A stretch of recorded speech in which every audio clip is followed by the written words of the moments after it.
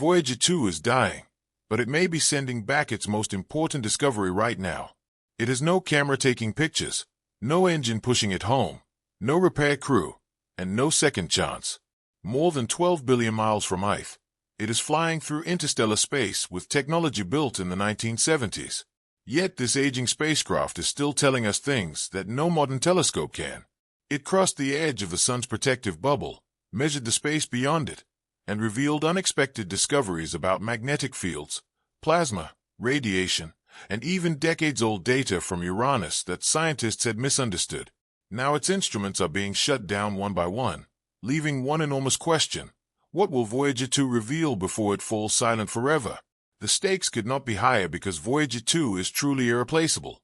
No other spacecraft has ever visited Uranus or Neptune, and no other mission has crossed the heliopause with a functioning plasma instrument like Voyager 2. There is no replacement anywhere close to taking its place. Every signal the spacecraft sends comes from a region of space humanity has barely touched. But its power is fading, and NASA has already begun shutting down working instruments to keep the mission alive. When Voyager 2 finally goes silent, one of humanity's only direct windows into the edge of the solar system will close for decades. The first thing to understand is that Voyager 2 was never expected to survive this long. Launched on August 20, 1977, it began a mission that sounded ambitious at the time but almost modest compared to what it eventually achieved. Its plan was simple: visit Jupiter, visit Saturn, and, if everything went perfectly, continue on to Uranus and Neptune. It would send back images and scientific measurements before eventually fading into history. That was always supposed to be the ending. No one watching the launch imagined this spacecraft would still be communicating with Earth nearly half a century later. Nobody expected Voyager 2 to reach the edge of the sun's influence. Nobody expected it to become one of the only human-made objects ever to enter interstellar space. Yet it kept going, past Jupiter, past Saturn, past Uranus, past Neptune, and beyond the last world ever visited by a spacecraft.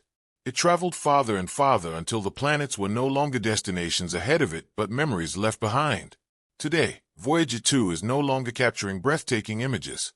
Its cameras no longer show us new portraits of moons, storms, or planetary rings.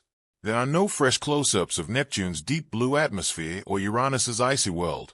Instead, the spacecraft sends something much quieter yet far more valuable: numbers, signals, and measurements.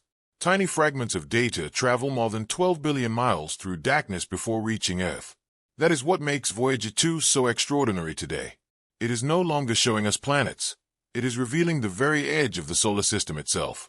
This is a place that no telescope can study in the same way.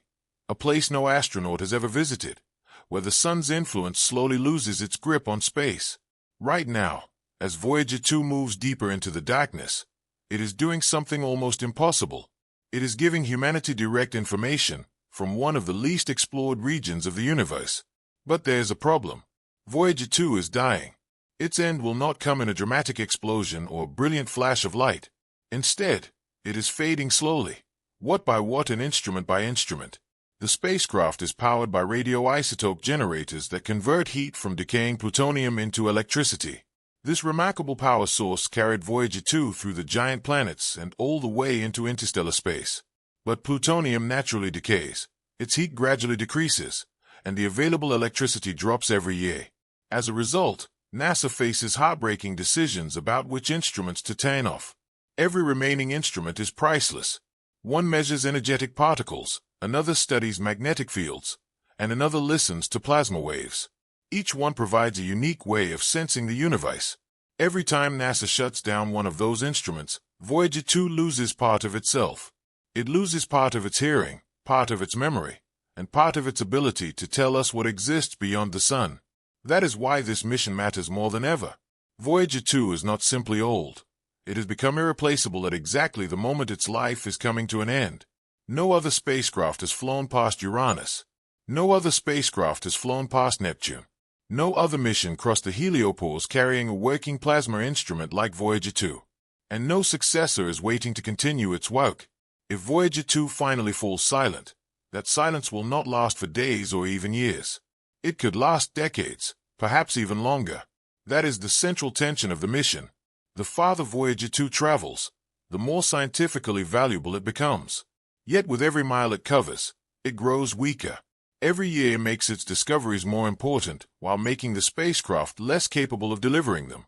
Still, Voyager 2 continues to transmit. It is a machine designed before modern personal computers existed, carrying less computing power than the smartphone in your pocket. It travels alone through interstellar space with no repair crew, no fuel for a return journey, and absolutely no possibility of rescue. It has only one mission left: to listen, to measure, and to send back whatever it discovers beyond the edge of the solar system. What Voyager 2 found there was not the quiet emptiness scientists had expected. When it crossed the boundary of a solar system, it did not encounter a simple dividing line. Instead, it discovered a complex, dynamic frontier, a cosmic pressure zone where the outward force of the Sun collides with the vast environment of our galaxy.